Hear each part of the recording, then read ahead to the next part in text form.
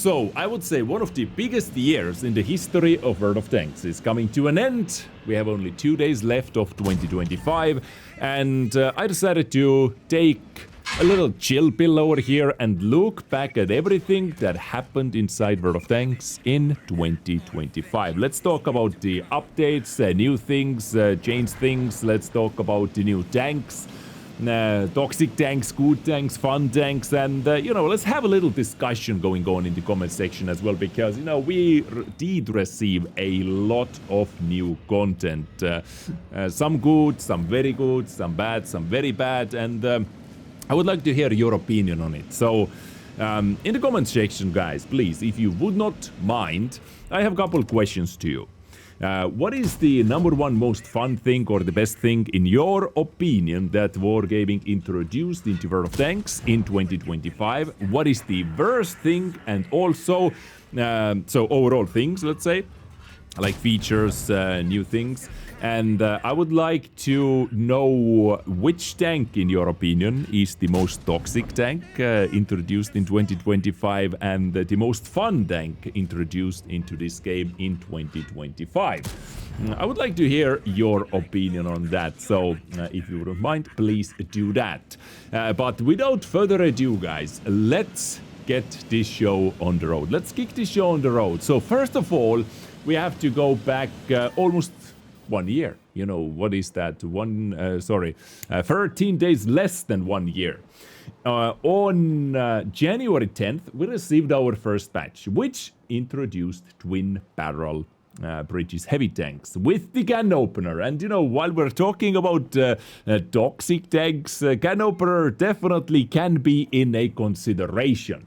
But also what they did with this update is they buffed quite a lot of tanks like the 100 line, they buffed the Type 71 line, Yo tank line was buffed, so it started off with a new heavy branch and also buffs to some of the existing tanks, and yeah, those buffs were actually quite nice. Yo tank is very solid, the Type 71 is very solid, and E100, I already liked E100 a lot, and they simply made it a little bit more stronger when it comes to the turret armor and whatnot. So this is what we had at the very start of the year with the first update.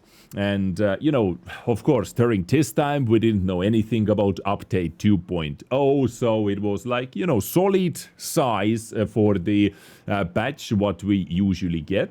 And in update 1.28, what they did was they did another set of rebalancing, actually. So a bit more than 1 month, actually, let's say 1.5 months later, we had the update 1.28, where they introduced the Battle Bass tanks, right? Well, actually, this was not the batch I'm talking about. They introduced Battle Bass tanks, just some UI, quality of life improvements, let's say, auto-returning crew, turning a couple mods, very user-friendly modifications made by the players into actual vanilla client, which is very nice.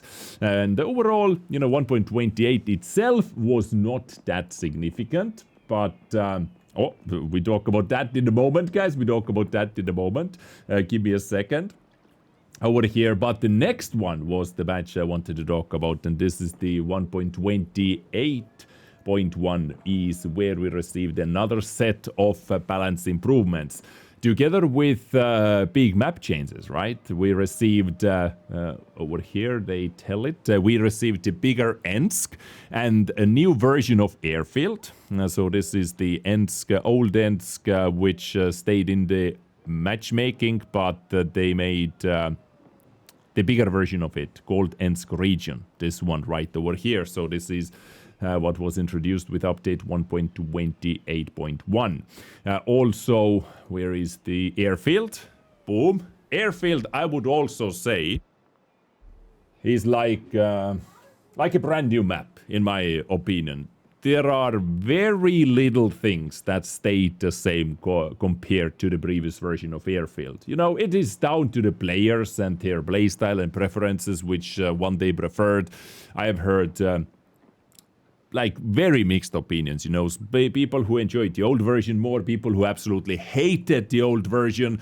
not liking the new version either, but also people who like the new version way more than the old version. So, you know, whichever boat or whichever floats your boat, you know, it's everyone's personal opinion and preference, you know, just like maps, just like tanks.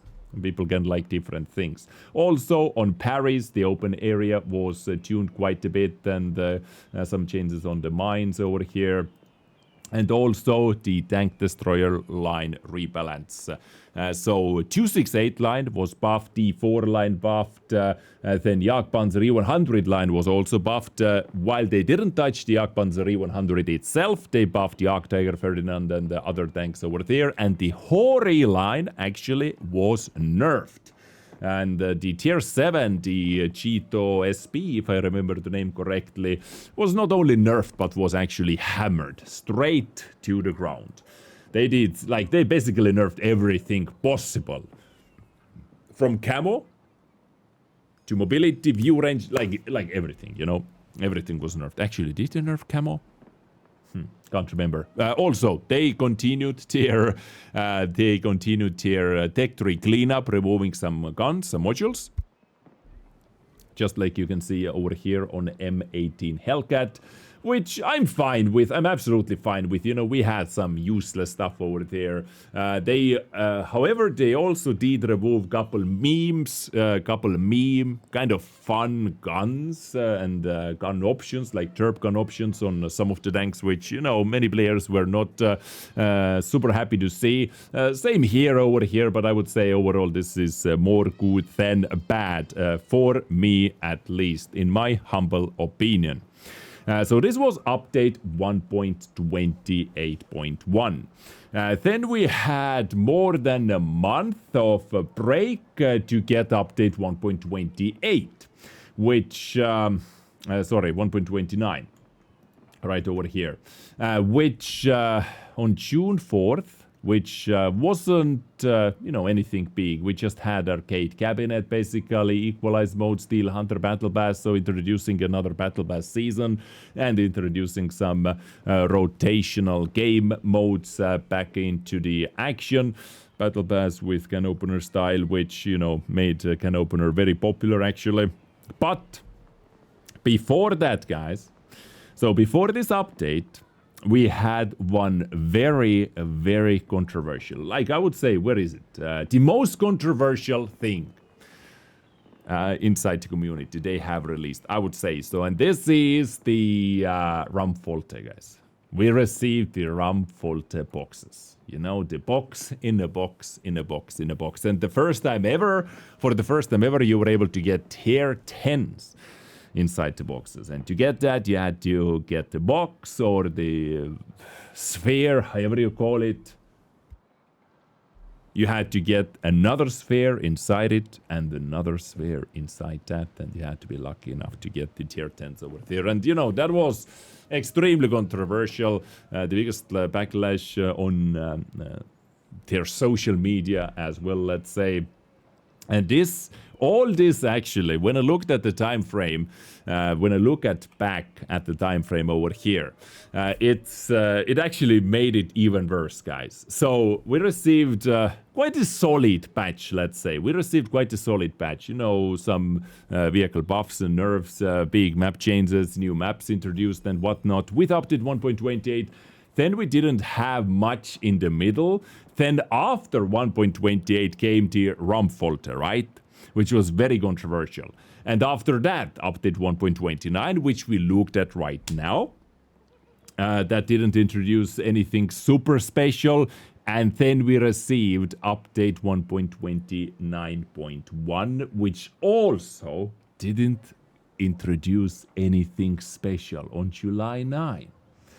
Frontline, you know, battle pass, more monetization. You know, it just looked very, very bad. Especially, I didn't remember it like this, actually, when you look back at it. We didn't get any new content. But nobody knew in the community that they are working on the biggest update in the history. World of Tanks 2.0, guys. you know, in the middle of that, of course, from January 1st until this point, what you're looking on the screen right now, we had a lot of special battle passes, collaborations, you know, a lot of monetization events. We had those, you know, loot boxes, right? The Patrick's Day, the lunar boxes, and whatnot. We had like a lot of monetizations. It was ramped up, and players thought like, what the hell is going on? No new content, no significant updates over here, just money grabbing. But then on September 3rd on EU, on September 1st on Asia server, we had the update 2.0 rolling out. And this was, you know, surprising. Tier 11 tanks, but not like 5, 6, or 7, but 16 tier 11 tanks in one bloody go. And I have them all, you know, unlocked, collecting them like Pokemons. I have them all unlocked, and, you know, we have something for every single taste over here. Tank destroyers, sniper tank destroyers, medium tanks, heavy tanks. Like heavy tanks overall are very, very good, right? Like almost every single heavy tank over here is God tier. So to get 16 together with the reward vehicle, of course, or 15 tech to the ones in first go, that was very surprising to pretty much all of the community, right? Pretty much to all of the community. But of course, tier 11s were not the only thing, or was not the only thing to introduce with update 2.0. Epic gift, that was a very nice gesture, very nice welcome as well. But at the same time, it was the biggest mix-up in the matchmaking. Because together with this gift, guys, new players were able to get tier 10s as well. There were so many free deck trees rolling around, free deck tree naked tanks rolling around, you know, it was something else, guys. And, you know, together with the holiday ops as well, it still is something else. We got 7 heavies in total, 5 medium tanks in total, 3 tank destroyers, and 1 light tank in total, with abilities on every single one of them. And I would like to ask you a question, like, how do you think they did introducing the tier 11s overall? Like, do you think they broke anything in the balance or anything like that? What is your overall take on the tier 11 vehicles? Garage, new hangar. Oh yeah, once again, quite a controversial thing over here. There were so many people who simply hated, like vocally, very loudly hated the new UI, the new garage design, and whatnot. There were people who were neutral, there were people who enjoyed it. I am definitely neutral about it, because I gotta be honest, I didn't really like the old one either. Yes, the old one is like nostalgic, OG, but it had also so many issues, like it lagged so much, it loaded so slowly, like many tabs, many screens loaded so slowly, you know, it was just, we were due for a change, right? Let's put it this way. Is this the best option? I don't know. Like, I didn't like the old one too much either. I don't like this too much either, but it is just the UI. It's just the garage, buttons, text. You know, I'm not getting too ramped up about that myself personally. But what I did get quite ramped up was with this new garage and hangar, there were so many things missing. You know what we had before, like the mission tabs in the result screen, battle button missing, the platooning was weird, having to basically, it was always minimized, and you know there were so many issues with this, but step by step we are getting the new UI improvements as well, quality of life updates, which should have been there, you know, let's be honest, from the get-go, right? So, you know, at the end of the day, it is just a hangar for me. But yeah, to have so many things missing, that was not very good. And the list goes on. What was missing? On and on and on. You know, in the tech tree, the blueprint tech tree, some things way harder to find, more clicks and so on. You know, but hopefully they are working on that, and there are quality of life stuff coming from the future batches. Hundreds of vehicles rebalanced, yes, massive rebalance of tanks with update over here. New matchmaker, more role matching, let's say, gameplay style matching tanks. But have we really tested the full potential of this new matchmaker with the new tech trees, right? What it is balancing right now, it is tanks. But we have so many new players as well. New PvE mode, Boiling Point, new map Northscar, personal mission 3.0. That was actually big. That was massive. Waited for way too many years for this, like 6-7 years for this. Way too long. But you know, personally, I do like the reward vehicle as well. I've heard some slack about BlackRock, but in my opinion, that tank is absolutely amazing. Now, I wouldn't buff it in any way. People want to buff it, but I honestly do not want anyone to touch it. Because it's actually kind of fun and powerful. But you know, once again, it's my opinion. Some people think it's too weak. I honestly would not like to play against BlackRock if it would be even stronger. Because let's not forget, you have to play against the tank you want to buff as well.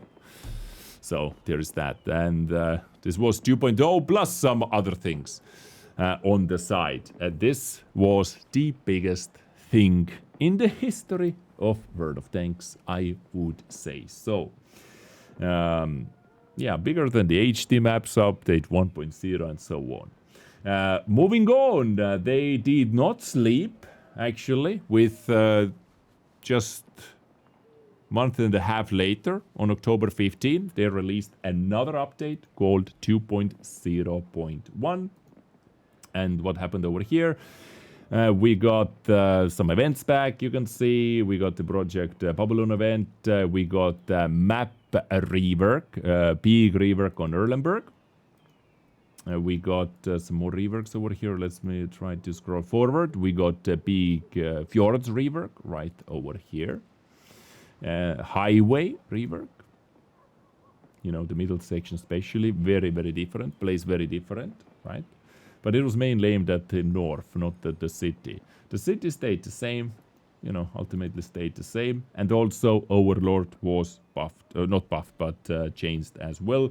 What is your take on this? You know, this is after 2.0, their first big map rebalance, rework. After update 2.0, how do you feel about this?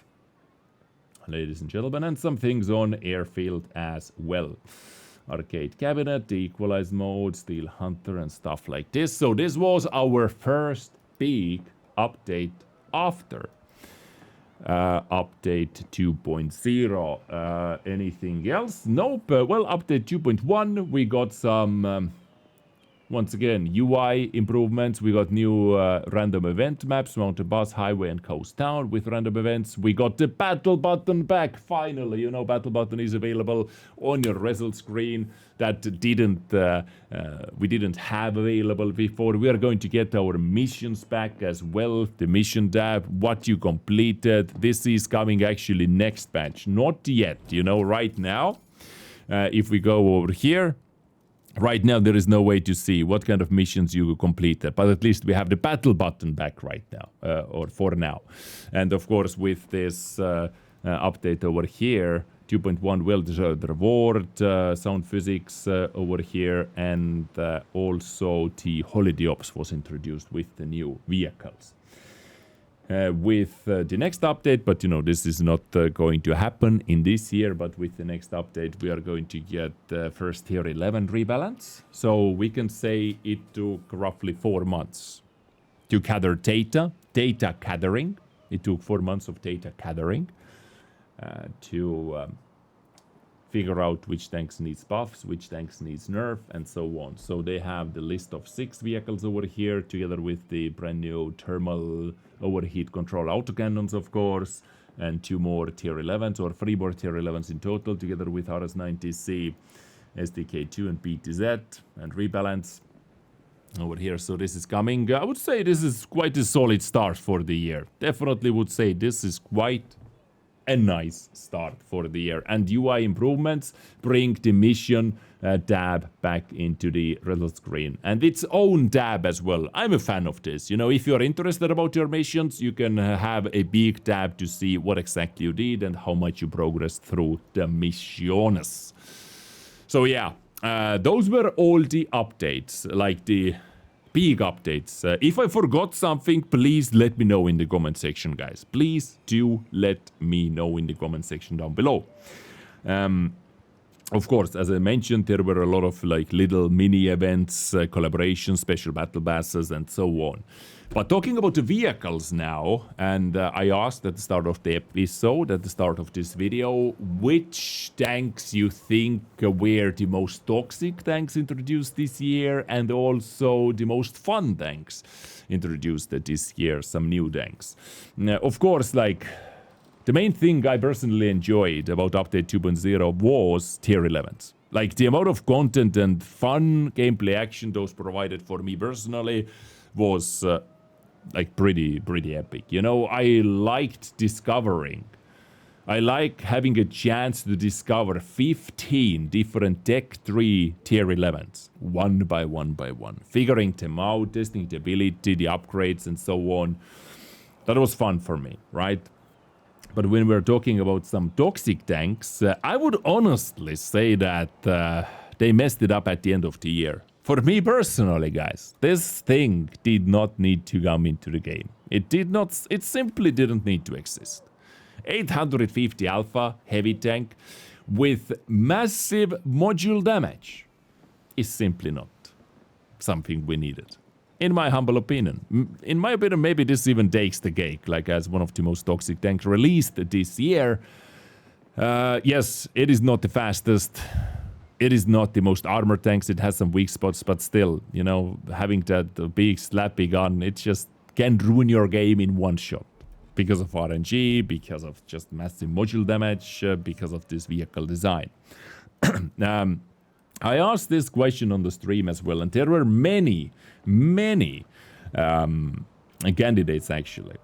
One of the candidates was MBTB as a toxic tank. Yes, this clip damage can be toxic, but I'm also, when I'm thinking about that, I'm thinking about it, how it is to play against it. It is annoying if you get hit by, 800 damage, pam in very fast fashion, or 2.4k. But at least it doesn't have any armor, right? At least it doesn't have any armor. For me personally, maybe because the amount of MBTBs is just very low right now, but, you know, I didn't see that being that big of a thing for me. Definitely can opener is in a consideration as somewhat of a toxic tank of the vehicle design, like virtually impenetrable hull down with very good gun, good alpha, good accuracy, you know, all that. Double shot as well can slap you back for 800 plus. You know, this can be definitely a big problematic. Then what else can be in a consideration was Taschenratte. It's definitely the most foolproof, Dumby-proof Tier 11 vehicles together with KR1. But I would say Taschenratte is stronger in that way. I would say KR1 can get you into more troubles. People hate to fight against KR1 because the armor model is actually kind of tricky many times. You know, Commander Hatch is kind of a bait. It is there, but it is very strong. Definitely very strong. And also Type 5 Heavy, guys. What is Type 5 Heavy? Type 5 Heavy was heavily in the consideration. This was what Wargaming did with this tank. They took it from the very bottom of the barrel and they made it king. Changing the gun, how the gun works, changing the alpha, pens, all that, and giving it very strong armor. You know, this tank is definitely an annoying tank to deal with. It can be a piñata if you have high heat penetration and the player overplays it, but if the player knows at least something what to do in Type 5, it is kinda tough nut to crack, right? It is kind of tough not to crack. So those would be my considerations as the most toxic tanks. But maybe, yeah, PZT takes the cake. You know, Type 5, Taschenratte, are those tanks toxic to the level of they need to be nerfed like instantaneously? You know, that's up for anyone's decision or opinion. But BZT, in my opinion, is just like, we didn't need another one of those. And of course, there are toxic tanks which can be toxic or just extremely annoying situationally. But talking about fun tanks, it's hard to choose. Honestly, there were so many fun tanks being added. Like for example, Borkengeffer. I can't stop playing it. It's just super fun light tank to play with. It's extremely fun light tank to play with. Hacker, the gun is so good. It's simply amazing, in my opinion. Hacker, Blackrock, my newest tier 11 over here. I like this tank a lot as well, guys. It's very nice, in my opinion. BZ79. Oof, what a vehicle. What a vehicle. Everything that was wrong with BZ75 was fixed on BZ79. Together with the liquid jet boost. Liquid fuel, however you call it. Jet boost, right? So I would definitely highlight tier 11s over here that were fun and added this year. And when was DBV added? Which, like, when we talk about toxic tanks, was DBV added this year? I actually can't remember. Maybe DBV can definitely be in a toxic tank consideration as well, if it was added this year. I can't remember exactly, because this tank is just, oh my god, so annoying to face. It's just so accurate, hits you so hard, and gets away with everything. Right. So yeah, ladies and gentlemen, 2025 was a massive, massive year for World of Tanks. I hope that the next year will be as big, if not bigger. We're starting it off hot with quite a big update, and hopefully they keep up this trend. I hope to see fun vehicles. I hope to see like some unique tanks. I hope not to see any BZT 70s, any BZ 176s in tier 8, stuff like that. I hope to see some fun quality stuff. Continuing vehicle rebalancing, map reworks. We have so many maps, guys. We have so many maps. Many of them are just bad. Badly balanced, badly designed. Work on those. Like, I can live without getting any new maps if they continuously work on reworking, improving the current ones that are bad. Yeah. What are your wishes from 2026 inside World of Tanks? Let me know in the comment section down below. And as I said, let's have a little discussion, guys. Once again, I wish you happy new year. Happy 2026, guys.